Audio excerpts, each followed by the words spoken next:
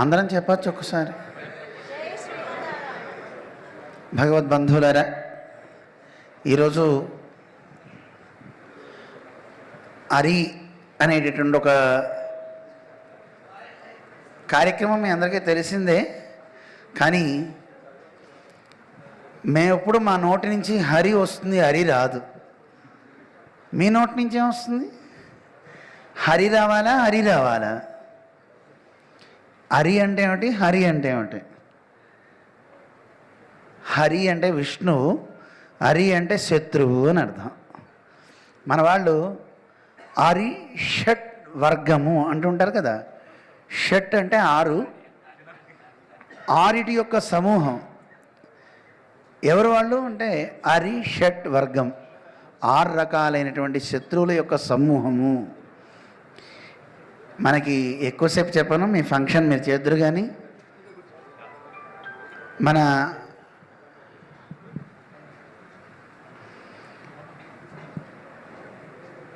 ప్రహ్లాదుడి కథ అందరికీ తెలిసిందే. నరసింహస్వామి అడిగాడు, ఒరే నా యొక్క తత్వాన్ని నువ్వు చెప్పరా అని. దానికంటే ముందు హిరణ్యకశిపుడు ఎక్కడ విష్ణువు అని అన్ని చోట్ల వెతుకుతూ విష్ణువుని జయించాలి అని చాలా తాపత్రయపడ్డాడు. అప్పుడు చెప్తాడు ప్రహ్లాదుడు, నాన్న నువ్వు విష్ణువుని గెలవాలి, ఆయన్ని ఓడించాలి అని నువ్వు అనుకుంటున్నావు కదా. విష్ణువు నిజంగా ఓడిద్దామని నీకుందా మనస్సులో? ఉందిరా.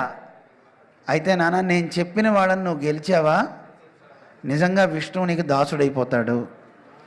ఎవడరా వాడు? ఒక్కడు కాదు నాన్న, 6. నాకెంత పని, 6 ఇట్టే ఓడించేస్తా, ఇట్టే సంహరించేస్తా అన్నాడు. ఎవరు 6? ఎక్కడుంటాడు? ఇంద్రుడా, చంద్రుడా, మహేశ్వరుడా, రుద్రుడా? చెప్పు. ఎవరు కాదు నాన్న. మరి ఎక్కడుంటారా వాళ్ళు?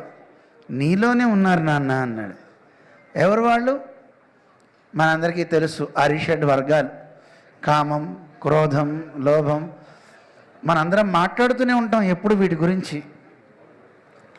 కానీ ఈ రోజుల్లో సినిమాలు చూస్తూ ఉంటే కలగకూడని ఉద్రేకాలే అందరికీ కలుగుతాయి. కానీ ఏ ఉద్రేకాల వల్ల మనిషి పాడైపోతాడో వాటిని మన వాళ్ళు శ్రీమాన్ జయశంకర్ గారు చక్కగా ఒక చిత్రంగా తయారు చేసి ఆయన డైరెక్షన్లో లోకానికి అందిస్తున్నారు. చాలా చాలా సంతోషంగా ఉంది. అయితే నిజానికి మేము ఫిలిం ఫంక్షన్స్కి వెళ్ళాం. అది దేవుడు సంబంధమైనా ఉండాలి, లేదు సమాజానికి ఏదైనా మోరల్ ఇచ్చేదైతే ఉండాలి. జయశంకర్ గారు మాకు చెప్పారు, ఇలా ఉంటుంది స్వామి, ఇలా ఉంటుందని అన్నీ చూపించారు. చిన్న చిన్న విషయాలు నచ్చింది. ఇంకా విశేషం ఏంటంటే యోగ సాధకులు దేవరహ బాబా అని 500 సంవత్సరాలు దాదాపు ఆయన జీవించారు. ఆయన దగ్గర శిష్యరీకం చేసినటువంటి మహానుభావులు గురువుగారు సుదర్శనాచార్య స్వామివారు. 80 ఏళ్ల వయస్సు అయింది.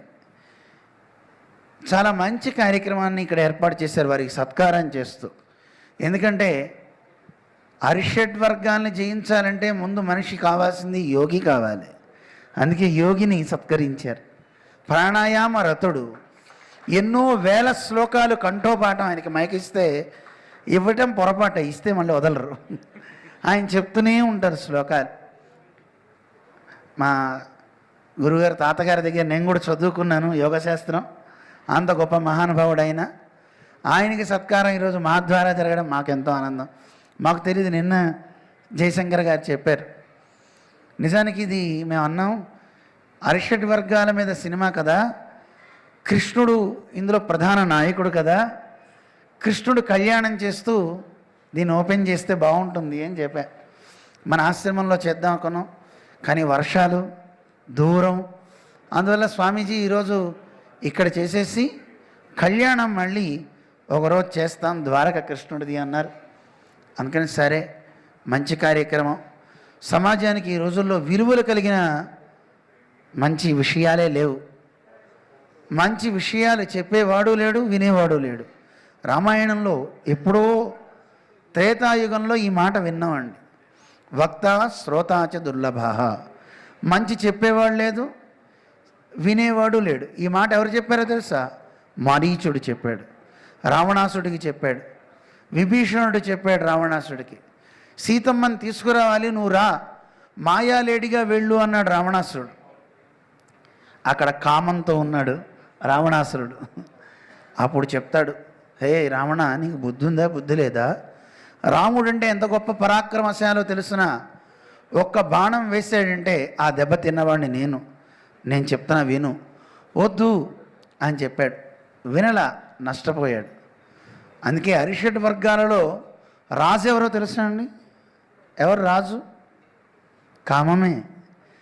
అరిషడ్ వర్గాలలో ఈ ఒక్క రాజుని కొట్టేసామంటే చాలండి, అన్నీ పోతాయి. రాజు కామం, రజోగుణం వల్ల పుడతాయని కృష్ణుడు అంటాడు. కామయేష క్రోధయేష రజోగుణ సముద్భవ. ఈ రెండు ప్రధానం, మిగతావన్నీ వాటి పిల్లలే. ఈ రెండింటినీ గెలవమంటాడు కృష్ణుడు.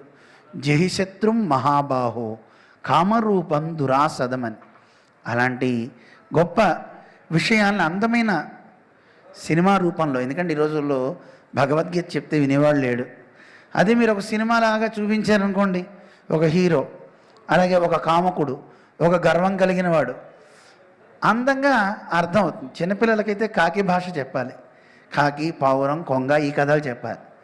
పెద్దవాళ్ళకి కాకి గురించి చెప్పామనుకోండి, ఊరికో కాకి ఎక్కడ మాట్లాడుతుంది అంటారు. అందుకని పెద్దవాళ్ళకి ఎలా చెప్పాలో అలాగే చెప్పాలి. అయితే మా పిల్లవాడు చెప్పాడు, స్వామీజీ, ఈయన సినిమాల్లోనే చేస్తుంటాడు చిన్నవాడు. ఆయన చెప్పాడు, స్వామీజీ, ఇంతవరకు అరిషడ్ వర్గాల మీద సినిమా తీసింది ఎక్కడ లేదండి, ఇదే చక్కగా మంచి సినిమా మొట్టమొదటిది అని ఆ బాబు చెప్పాడు. మా జయశంకర్ గారు కూడా నిజంగా మంచి వర్ధమాన దర్శకుడు ఆయన. మరిన్ని మంచి సినిమాలు సమాజానికి అందించి సమాజంలో మంచి మార్పు తెచ్చే రీతిలో వారి యొక్క ఫిలిం బాగా వెళ్ళాలి అని భగవంతుణ్ణి కోరుతూ, మా గురువుగారి ఆశీస్సులు, చిన్నజీయర్ స్వామి ఆశీస్సులు కూడా సదా అందించాలి అని కోరిక. ఎందుకంటే ఒక చిన్న మాట చెప్పి ముగిస్తా. సినిమా ప్రభావం ఎంత గొప్పదంటే, ప్రవచనం చెప్పే మాకంటే అదే గొప్పదైపోయిందండి. అమెరికాలో రామ పట్టాభిషేకం చేశాం. పట్టాభిషేకం చేసిన తర్వాత అక్కడ అందరికీ ఏమైనా డౌట్స్ ఉంటే అడుగుతారు. చివరిలో ఒక ముసలావిడ లేచి అడిగింది, ఏమండి, రామ పట్టాభిషేకం సరిగ్గా చేయలేదండి మీరు. సరిగ్గా చేయలేదండి, ఏం చేయలేదు చెప్పండి, మేము సరిదిద్దుకుంటా, ఒకవేళ ఏమిటో తప్పు చెప్తే చూద్దాం అంటే ఆవిడ ఏం చెప్పింది తెలుసా అండి? ఇంద్రుడు బహుమానం పంపించాడు వాయుదేవుడితో ఒక మాలని. ఆ మాలని రామచంద్రుడు మెడలో వేసుకున్నాడు, దాన్ని సీతమ్మ మెడలో వేశాడు. తర్వాత సీతమ్మ ఏం చేసింది? ఆంజనేయ స్వామికి ఇచ్చింది. మీరు అంతవరకే చేశారు, తర్వాత చెప్పలేదా? అందులో అంతవరకే ఉందమ్మా. కాదు, తర్వాతే పెద్ద కథ ఉంది. ఏముందమ్మా? ఆంజనేయ స్వామి వాటన్నిటిని కొరికేశాడు కదా, పగలగొట్టాడు కదా, అది చూపించలేదు, మీరు చెప్పలేదు అని. అమ్మ, ఇది రామాయణంలో లేదమ్మా, కావాలంటే సంపూర్ణ రామాయణం సినిమా చూడండి అందండి ఆవిడ. సినిమా ప్రభావం ఎంత గొప్పదంటే చూడండి. ఒకసారి ఆవిడకి నమస్కారం పెట్టి, అమ్మ, సినిమా చూసి నేను చెప్పక్కలే, వాల్మీకి రామాయణం ప్రధానం, అది మనకి ప్రమాణం. అలాగే ఇప్పుడు అరిషడ్ వర్గాలు వీరు ఏం చూపిస్తున్నారో నాకు తెలియదు, కానీ ప్రధానంగా అరి అంటే, ఇందాక మనవాడు చెప్తూ అరికి జై అన్నారు.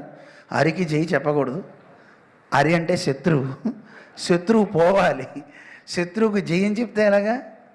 కానీ ఈ సినిమా నిజంగా గెలవాలి. మేము అందుకే ఈయన చెప్పినప్పుడు చెప్పా, హరిని గెలిస్తే హరి దగ్గర అవుతాడు కదండి, తప్పకుండా. అందువల్ల ఈ హరిని చూడండి, హరిని దరి చేరండి. అందుకని నిజంగా శత్రువు ఎవడో తెలియాలంటే బహుశా ఇందులో ఆయా పాత్రలను పెట్టాడన్నాడు.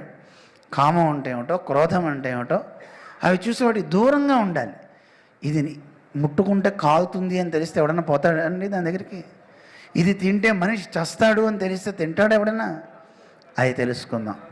శ్రీమాన్ జయశంకర్ గారు, ఆయనకి ఎవరూ జై చెప్పక్కర్లేదు, ఆయన పేరులోనే జై ఉంది, ఎవరు మాట్లాడినా. అందుకని ఈయన మన శంకరుడేమో విషం పెట్టుకున్నాడు, ఈయన విషయాన్ని పెట్టుకున్నాడు కదండి. విషం రెండిట్లో తేడా ఉంది. విషం తినగానే పోతారు, విషయాన్ని స్మరిస్తే మనిషి పోతాడు. అయితే ఆ విషయం కాదు ఈయన దగ్గర ఉంది. విషయాలంటే శబ్ద, స్పర్శ, రూపరస గంధాలు, వాటి మీద ఒకసారి సినిమా తీద్దరు కానీ అవి చెప్తాను. మంచి కాన్సెప్ట్ అది. అరిషడ్ వర్గాలు ఎలాగో విషయాలు కూడా అలాగ ఉన్నాయి.